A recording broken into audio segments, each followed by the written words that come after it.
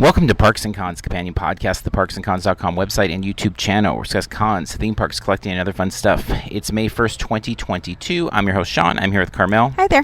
Parks and Cons, you're on the spot podcast to the heart of the action of best conventions and themed entertainment events around. Today we are recording at the Embassy Suites in Temecula at the SoCal Joe Show. So this is the third event in 4 days. So this podcast, we're going to talk about all three of those, and they're all very different. We were talking about that ahead of time. Like, they're all totally different audiences, and I mean, I know there's a lot of intersection, and we are that intersection. So let's go ahead and turn back the clock, though, to Thursday night when we made our way to Jurassic Outpost. Had an event teamed up with Universal Studios, Universal Pictures, Mattel, Funko, Target, even Lego seemed to have some participation in this, but this big Generation Jurassic event that was actually one of the really best, I think, theme park kind of events we've been to, and it was really, I mean, not that I didn't expect a good thing, but it was kind of vague going into it. We knew that it was going to be this 3 hour, I think it was check-in was like 7:30. It was wrapping up around 10, and we're like, okay, there'll be some Jurassic stuff out. Obviously, the ride will be, something that people can ride, but we have passes, so it won't be that big of a deal. But, I mean, it had panels, it had toy reveals, it had celebrity moments, it had a little bit of everything. Yeah, I mean, definitely. And then the fact that it was after hours in a theme park, we're always up for that. Totally. And it was cool that basically the kind of that whole lower lot, we didn't have access to like Mummy or Transformers, but all that Jurassic area we were able to hang out in and stuff, which was really cool. And again, after hours. And I believe we heard that the attendance list was limited to like 450 people. So it at points it felt a little crowded when we were all like kind of trying to gather around the stage for the panels and stuff, but really it was quite comfortable in that area, and there were lots of areas that we could go off and be have some quiet time if we wanted, but it was really cool. Yeah, so Jurassic Outpost is a fan site dedicated to all things Jurassic, and so with the new Jurassic World Dominion coming up, this was, a product reveal. It was a big day, actually, because the Dominion tickets went on sale that day. They had the next trailer, products being released, and then this event kind of capped the day, I think, for these, all the fans there. And so basically it included media as well as fans that could sign up via the Jurassic Outpost website, and so it was all this kind of and that was part of, I think, what made it really great is it was not just like a media thing, it was like a fan thing, and fan things always have this kind of fervor and enthusiasm, authenticity. There you go. Yeah, that just kind of comes in. So it was the place had such a high energy of excitement. Everything was exciting, even if it was something that we'd seen before as a reveal. It just all seemed incredibly exciting, and so all in all, that made it a really fun environment to be in. So it was in the lower lot area, so it basically took the area, right as you come down the escalator there, the Starway. It really took everything from the Jurassic World ride area, and then the final booth was really over at the studio grab and go, the cafe.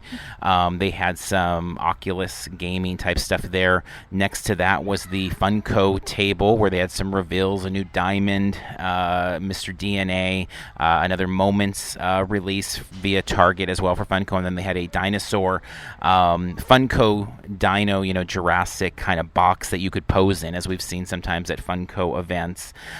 You had free food and drink, which we didn't know ahead of time, so we would have, because we ate prior to going there. I mean, we still had some food there, but they had the whole Jurassic menu open. I think everything was really open in terms of the food and open bar and all of that, right?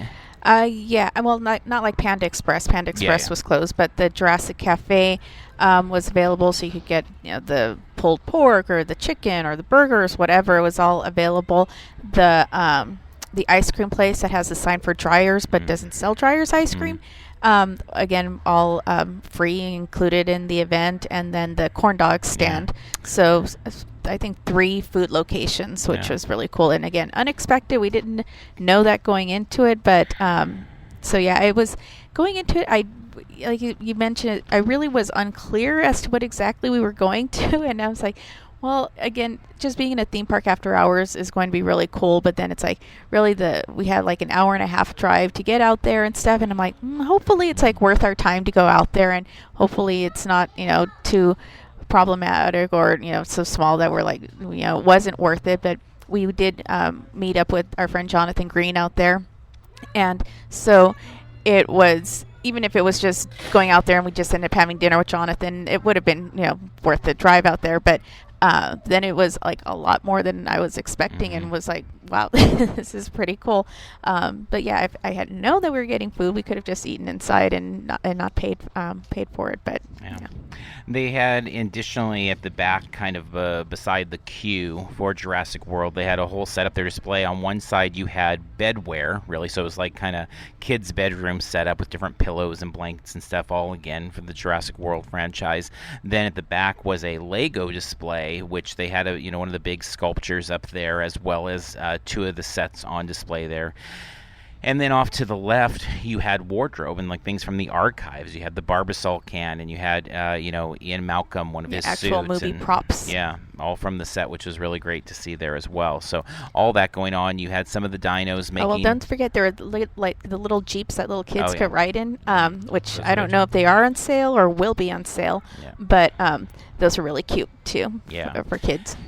And all of that, in addition to obviously access to the ride, Jurassic Outfitter, they were, filled with Jurassic World Dominion items, as well as other Jurassic, specific. And I was thinking, especially for those that maybe are not pass holders, that maybe haven't been to, like for us, we're used to having access to those elements of Jurassic there. But for people coming in, a lot of these people, this may be their first time seeing some of these things. And so all the park exclusive type of items as well, which there's some really great stuff in that vein.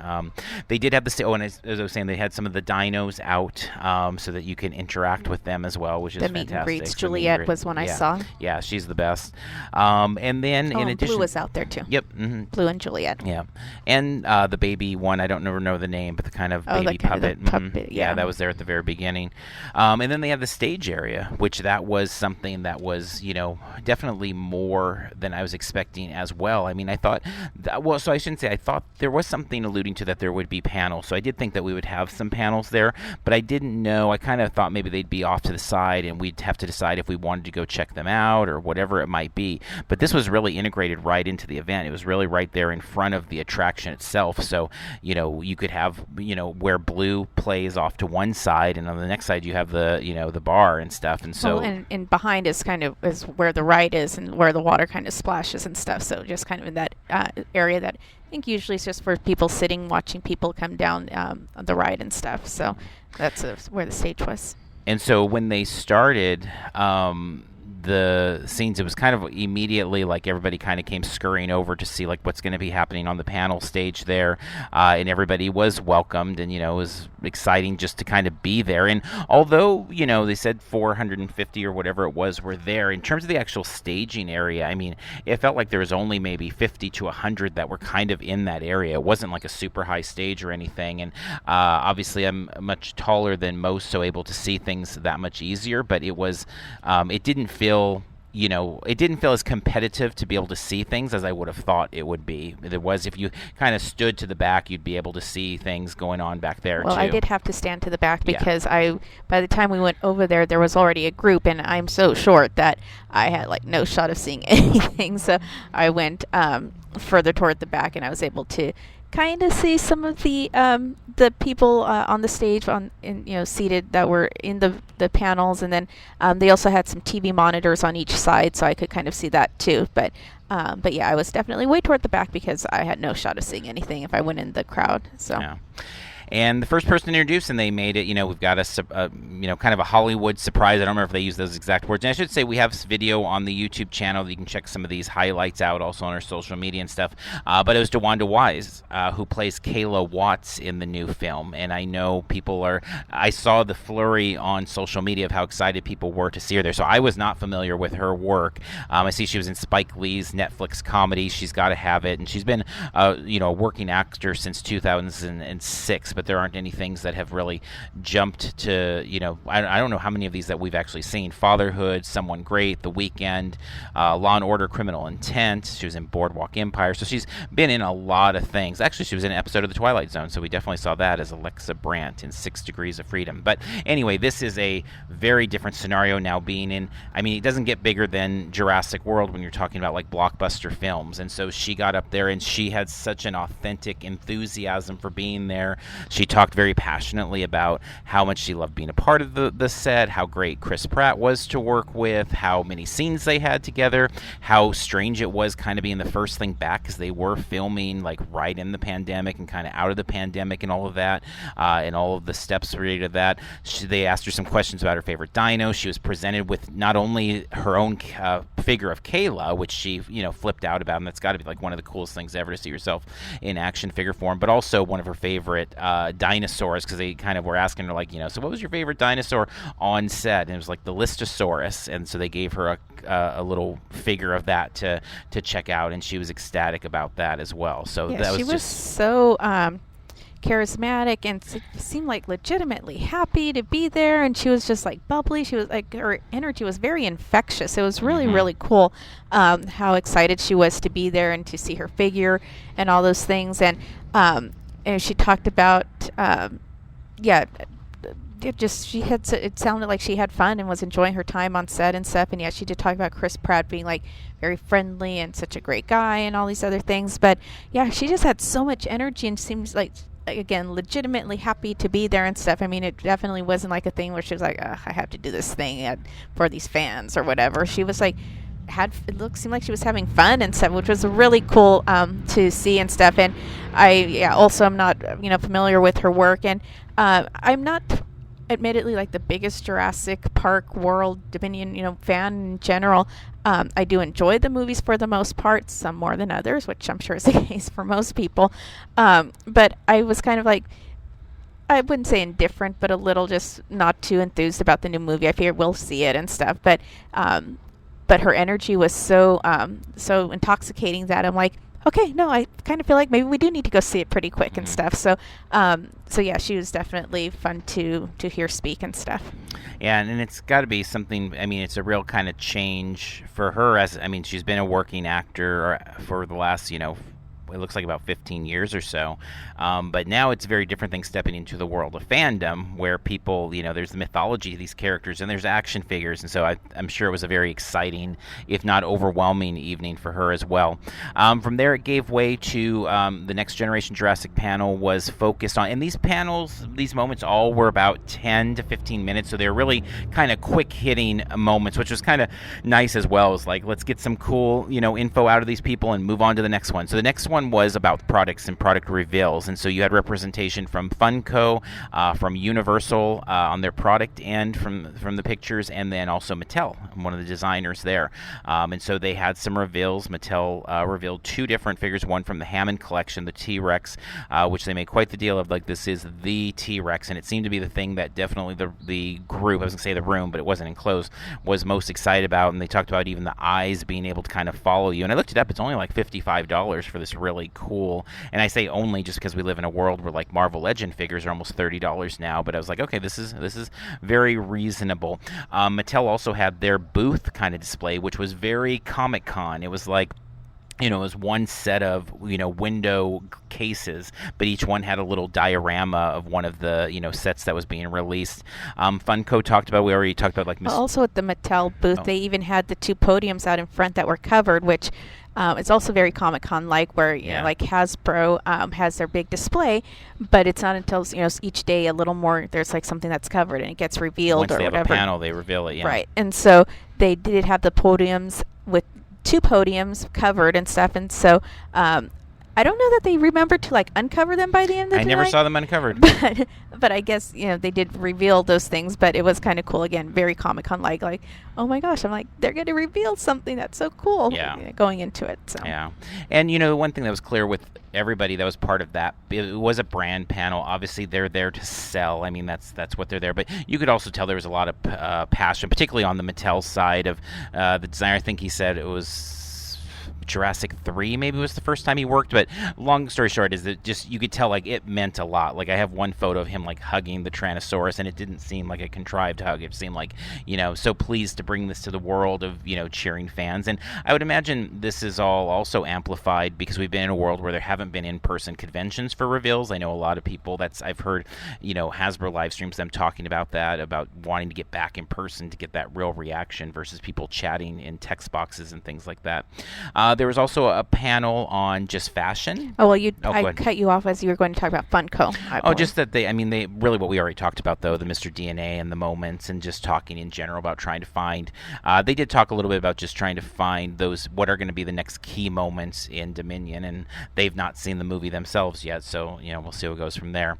But that gave way to fashion, and so that was kind of seemed to be the least prepared part of the presentation. It just seemed like they were kind of talking about like, hey, there's a lot of clothes out there. We're wearing clothes. It is surreal, and I can imagine that because on the toy side, I always think of that, but also on the T-shirt side, it is surreal to live in a world where there's so much opportunity for all these things. They're saying, there's like 500 different Jurassic T-shirts out there now, which is a very different world than 10, 20 years ago. Yeah, and the woman on the panel, Jurassic Jen. Okay, so I think they said it was on Instagram and has like a lot of Jurassic clothing, and so I'm guessing she, shows them off and stuff on her IG.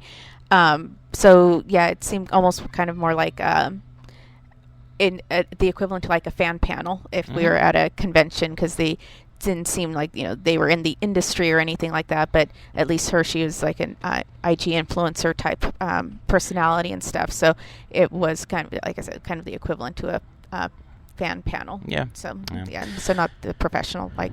So all in all, it was a really great night, and we walked out and got a little treat bag, which was some Kinder Jurassic dinosaur eggs, and that was a nice little touch at the very end. But just as you said, walking through an empty theme park, a closed theme park, it's been a while since we've had an event like that. The Boysenberry Festival tasting was one of those things that kind of lingered into those after hours, and that's always just such a good feeling to walk out and just kind of see things, and obviously you can get that same feeling sometimes if you just wait to be when the park closes at night, but it's always nice to kind of have that moment. So that was good as well. So big props to everything Jurassic Outpost did and Universal and all these different brands that put this together, because it was a fantastic night all in all. Definitely. It was definitely sobering going back to the real world of work and things like that the next morning, but labored through all that and then come to Saturday for Spooky Swap Meet.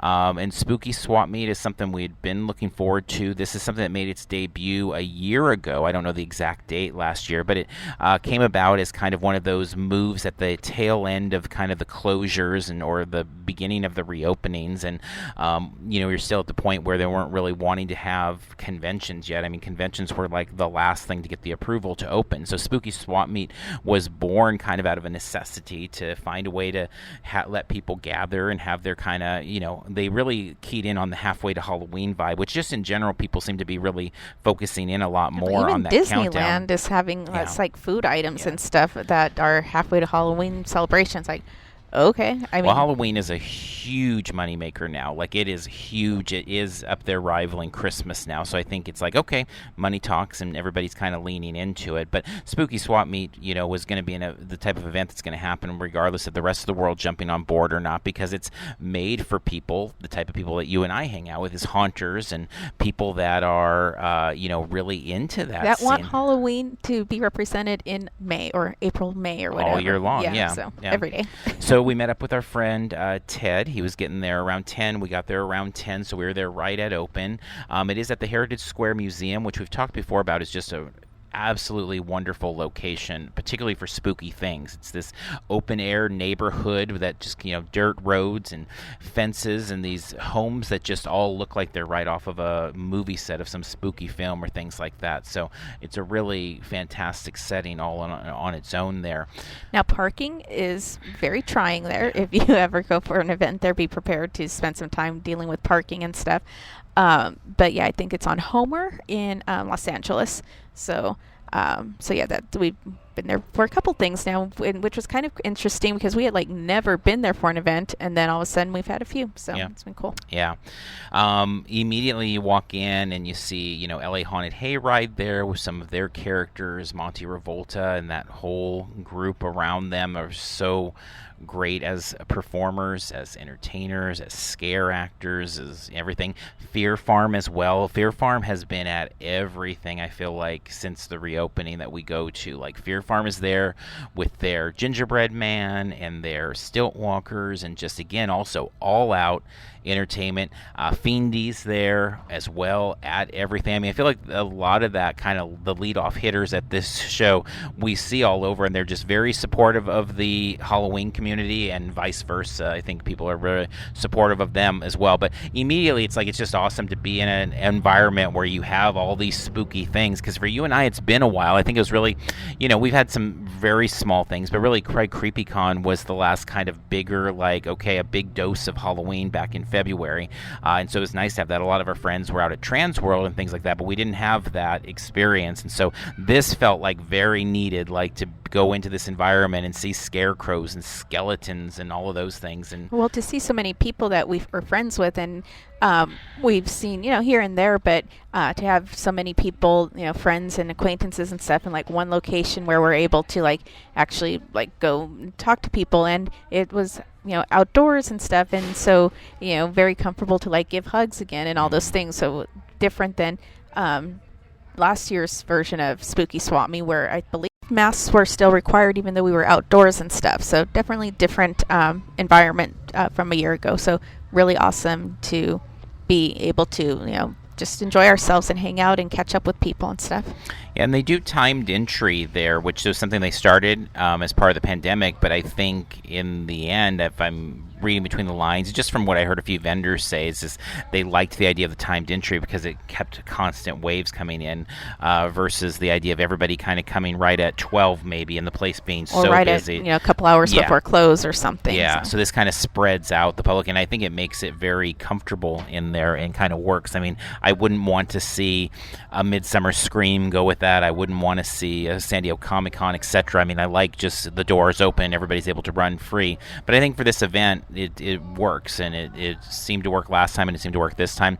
In terms of seeing people too, friends and stuff, it was exciting. And next, we go a booth down from, the hayride area and all of that, and then you've got Bones Gulch, this is their debut there, not even existing a year ago. This is a new haunt, and I know we did some interviews with them and stuff. That's all on the YouTube channel and podcast feed and stuff, but we were able to see Tim Fowler there and Greg Packard. Also, our friend Jamie was there helping them, and Christy as well, and just a whole Samhain Slot. Yeah, yes, from Samhain Slot. Yeah, no, just a whole crew of Cal Haunts people there and kind of hanging out. That was kind of, I think, a home base for a lot of our haunter friends there. And so Scott and Christian, also of Bones Gulch, were not there because Christian's getting married, which congratulations to him. But it was nice to see them and just their booth, and they had photo ops. Greg and Christy were dressed up in kind of their old West gear. They look like they could be working over at Ghost Town Alive over at Knott's, and Tim eventually put on the Dr. Diablo gear, and so we got to revisit with that character again, and it was just really fun talking to all of them, but also kind of again thinking about looking at some of the props they have out and some of their decor, and thinking of where this is all going in terms of a storyline, because we're very anxious to see what they do in the haunt season. It's always exciting when something new comes onto the haunt scene when we know that, and this one is particularly exciting because we know all of the people involved have done such incredible work in home haunts, and I know we've already covered that in a separate show, so I won't belabor the point, but it's just really exciting to now see them out kind of representing and being out in the world. So we'll see them at Midsummer as well, and having a presence there, and all leading up to inevitably walking through their haunt experience this Halloween season. Yeah, and they had some really cool, unique kind of different things up for sale. Like they had a guillotine that I think one of them, I don't remember who, had purchased like a lot of like random Halloween things and decor and stuff, and so they brought some of it that they weren't going to be using to sell. And so like there was a guillotine, there was like a coffin, there were coffin lids and stuff, and really unique stuff that they had, and were able to spread the wealth. And they were charging very reasonable prices. Like very I think the coffin, I think they said was like $40 or something like that, and I'm like, maybe you should go with like $100. And like, yeah, well, and it's not really this, that, and they went into all sorts of technical reasons for why it was, and I'm like, okay, whatever. I'm sure someone would have paid $100, but very reasonable 40 was what it went for, and they sold it pretty quickly. Same with the guillotine and stuff. So that was cool. And I was very fortunate. They was also selling a Crypt Keeper mold based off of an original mold of the mask from Tales from the Crypt, and got that and the gloves gifted, which was incredible. And thank you so much, Tim, for that. We'll find a really cool place to put that. Really, I made out the days I got that, and then also our friend Ted gifted me a Sunny Eclipse, so a different area of love. But Epcot, I mean, we were just talking a couple days ago, like there's just no Sunny Eclipse merchandise, and they got that, so I really made out on those things, so much appreciated from that. So then if we continue past Bones Gulch there, you had, across the way you had Samhain's or Sam Hain, we're not sure, Samhain or Sam Hain's Cemetery, which was a haunt we've never heard of. We thought as soon as we heard, as we got there, we saw John Cook and talked to him a little bit, and that came up, and we're like, oh yeah, we know that's Jamie, and I think everybody was doing that because our friend Jamie that runs Samhain's Lot out in Rancho Cucamonga, but this is a whole different thing. Yeah, Samhain Cemetery that are in Valencia. In Valencia. Not too far from Magic Mountain. And if you follow us during the Halloween season, and you know that we usually spend 1 if not 2 nights doing home haunts out in the Valencia Santa Clarita area, and we're like actively looking for places to visit. Obviously we use the SoCal haunt list, and we talk to people, and hey, should we go somewhere else? Are there any other places we should fit in and stuff? And so when there's a haunt like in that area, or to see that there's a haunt in that area that we've not even heard of. I mean, there's some that we haven't gone to because they only run like on Halloween, or because they're kind of out of the way and stuff. So there are lots that we haven't visited, but for one that we haven't even heard of was kind of different. So. Yeah, it's exciting because hopefully now we know about it, and it's like, okay, we got to track this thing down in this Halloween season, because they had a big cemetery scene there. They were one of the trick-or-treat locations, and I guess we should have said that everybody got a bag when they went in, and trick-or-treat also, there was some really cool, the return of spooky swap meet pins that everybody got as well. No, I don't think everybody got the pins. I think the pins were... I think you could purchase them individually, or if you did the VIP admission. Gotcha. So like Ted had the VIP, so they gave him a pin. Yeah. And then we were there as median, so they gave us a pin for that reason. Okay. But yeah, as part of the experience, they were doing trick or treat, and I believe the sign said that the candy was donated by LA Haunted Hayride. So pretty much every stop, you could go trick or treat and get some candy, and it was good candy. Snickers, Milky Way, Skittles. I think each location kind of had their own kind of candy. So that was I love sweets, so it was a fun addition and to be part of the experience.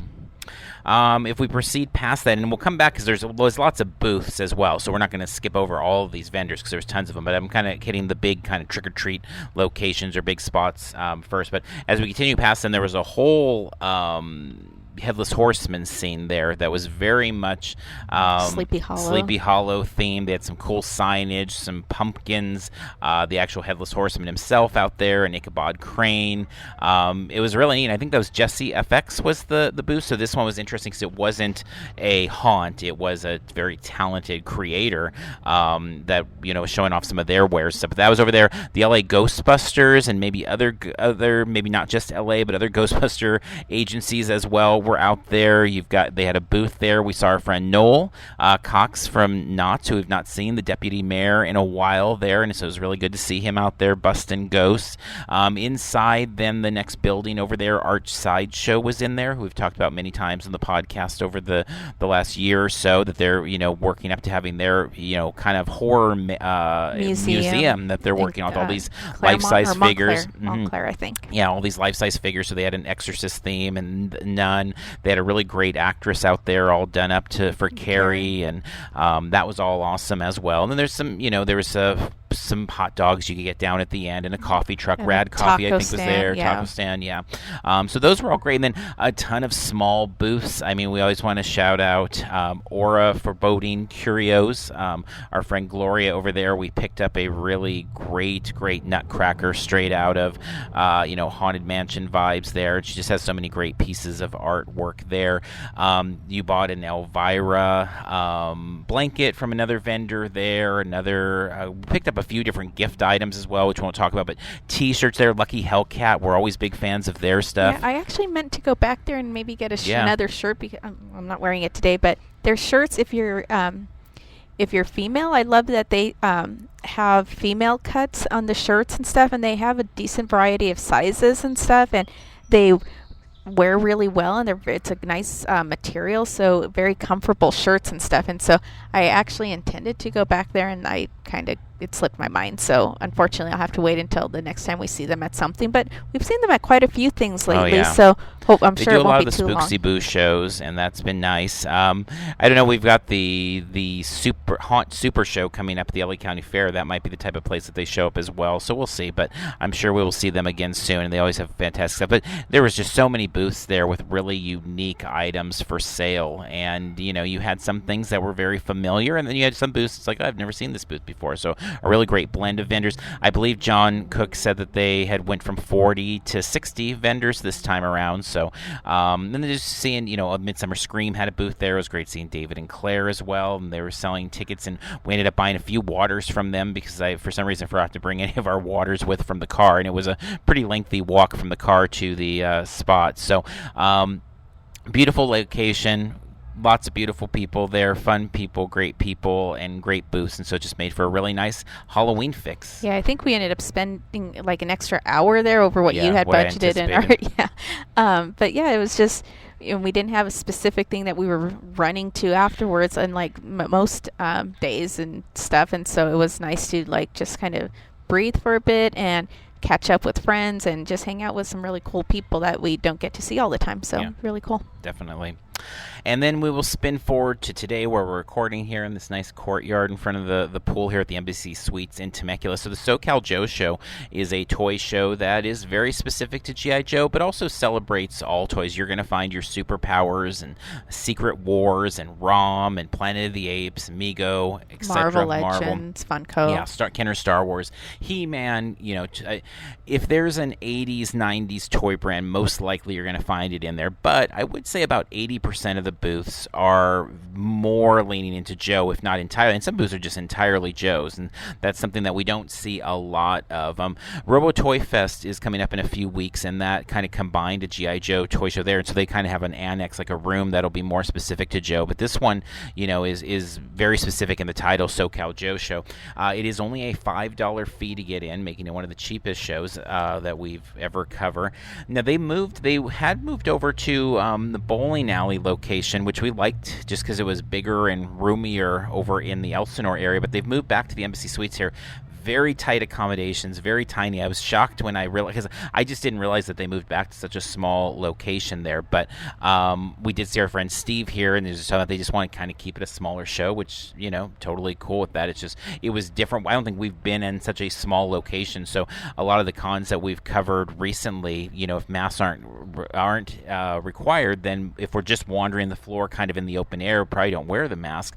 But, you come into closer proximity. This one, because it's such a tight thing, it's like, yeah, let's bring the mask and wear that there.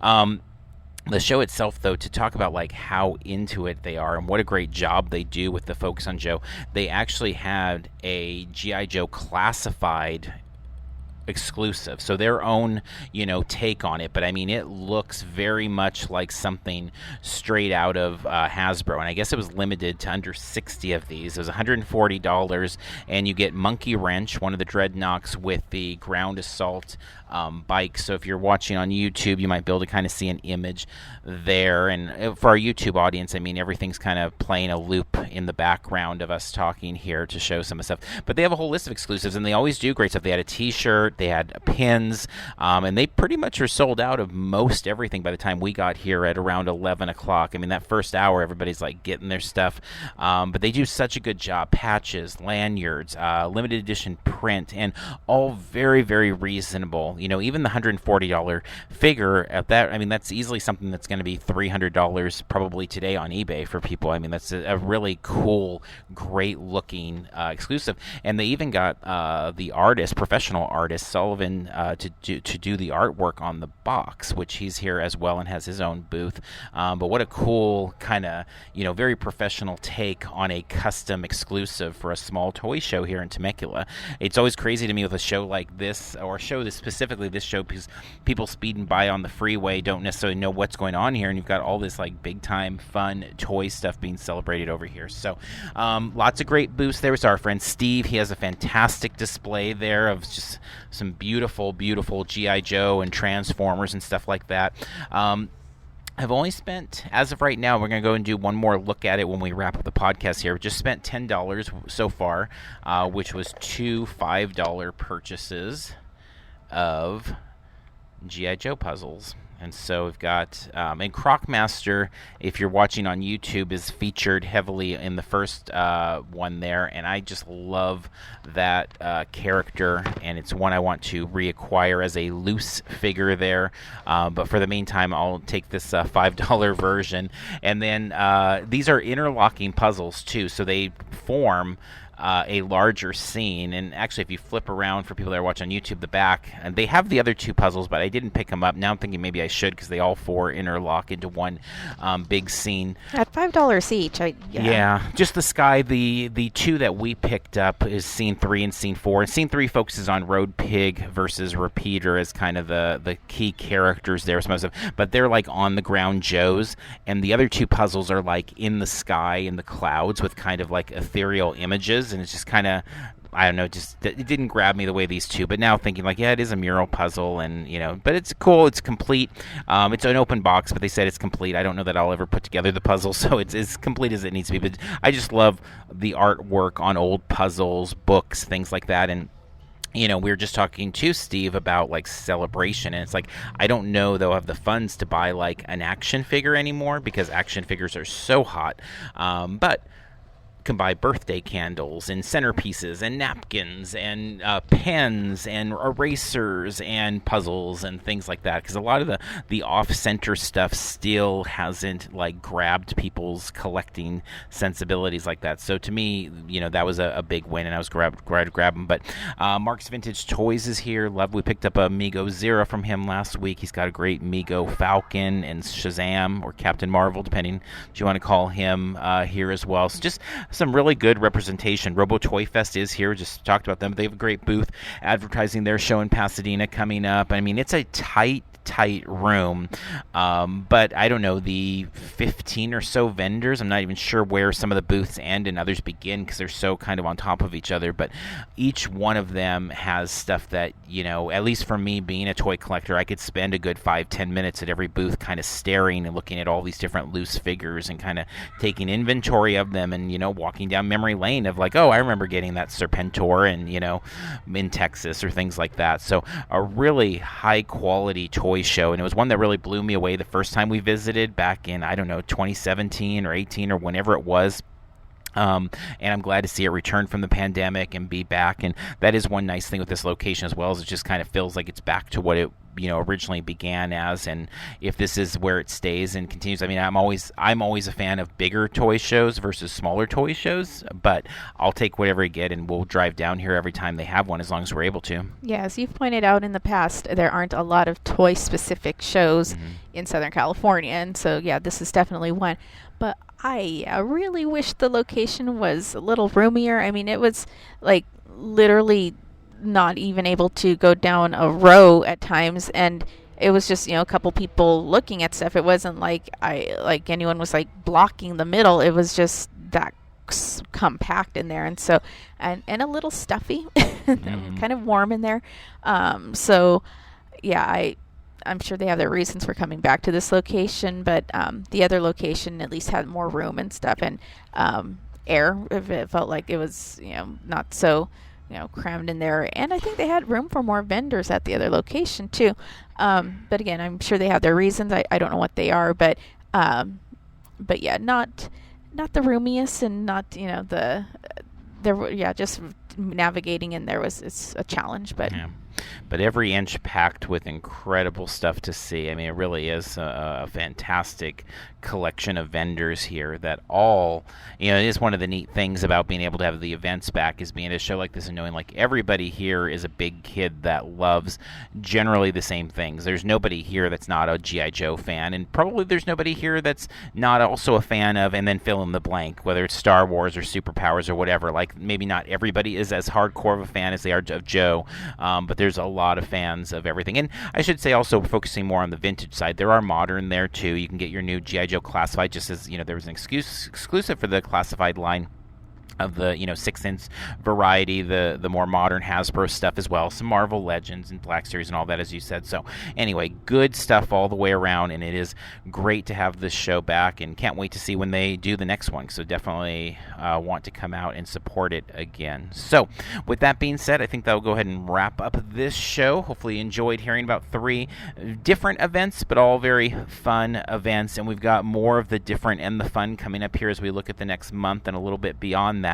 I believe next up for us is going to be the LA County Fair, the Haunt Super Show there. So we'll be covering the fair just in general. It'll be fun to get back to that. But the Haunt Super Show, I'm really excited to have that element back to it. That runs May 5th through May 30th. Free Comic Book Day. What a great Free Comic Book Day. Free Comic Book Day is always amazing, but pairing it with a big Marvel movie release with Doctor Strange coming out, that is this Saturday, May 7th. Get out there and support those comic shops. Make sure to remember the comics are not free to the comic shops as well, and try to buy something if you're able to. The Disneyana Show returns just down the street from Disneyland there. That is May 15th.